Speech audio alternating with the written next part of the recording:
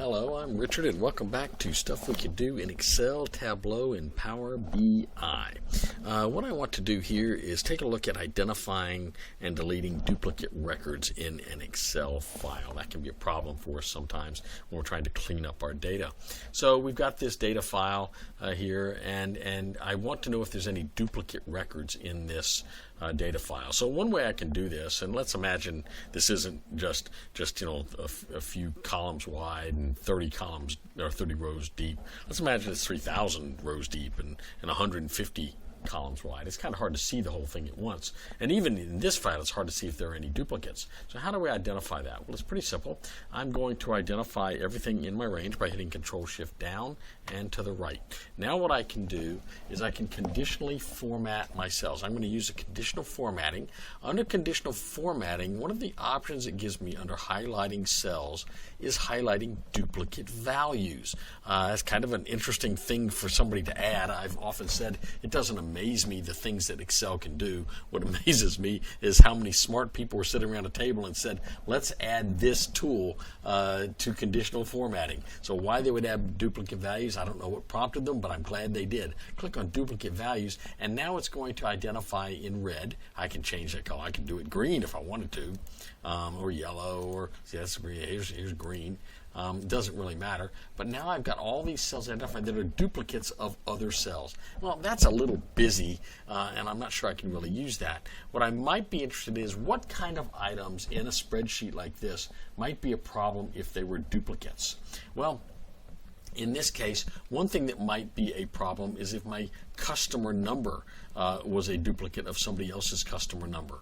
But that might happen if I've got Bob Jones in here multiple times. I might have Bob Jones' customer number in there multiple times. But what I shouldn't see is multiple copies of an invoice. I should see invoices each being unique, even if it's to the same customer. So let's get rid of this particular formatting, go back to my other, and let's just highlight the invoice column. And let's go to conditional formatting for that. And in fact, when I go up to highlight cell rules and down to duplicate values, what I'm going to see is I've got four, it looks like, that are the same in here. But I don't know, they're kind of spread apart. At least this one is, and this one down here are kind of spread apart. I don't know if they're the same thing or not. One of the things I might want to do now is sort my data. So I'm going to Control-Shift down, Control-Shift right, and I'm going to sort my data, sort, and I'm going to sort it by invoice number. And I'm going to put the smallest to largest, and what that's going to do is confirm them all together. So I've got to Bill Mack, I've got two sales invoices. Looks like one was on January 3rd, one was on January 30th. I've got they're the same customer number, which they should be. Looks like the same items, that one is lowercase and one is uppercase, and we have to fix that, I guess. But we've got two identical. They're one tent, $203 each. I would need to investigate to make sure that those were actually not just the same invoice entered twice. Did Bill Mack actually buy 2 tents, or did Bill Mack buy 1 tent and we accidentally entered the invoice twice? Same thing down here with Rosa Simra. Rosa Simra bought boxing gloves, one on January 2nd and some more on January 23rd. I would expect to see different sales invoice numbers for those, but instead I see the same sales invoice. So perhaps both of these cases, I've got an extra sales invoice in there. How would I get rid of that? Well, it's really simple. I now go up to the same line under data that I just was in, and I'm going to go over to remove duplicates. And what it's going to do is going to remove the items. But this is kind of interesting. It brings up an interesting dialog box. So here's my dialog box, and I'm going to make this a little bigger so you can see it.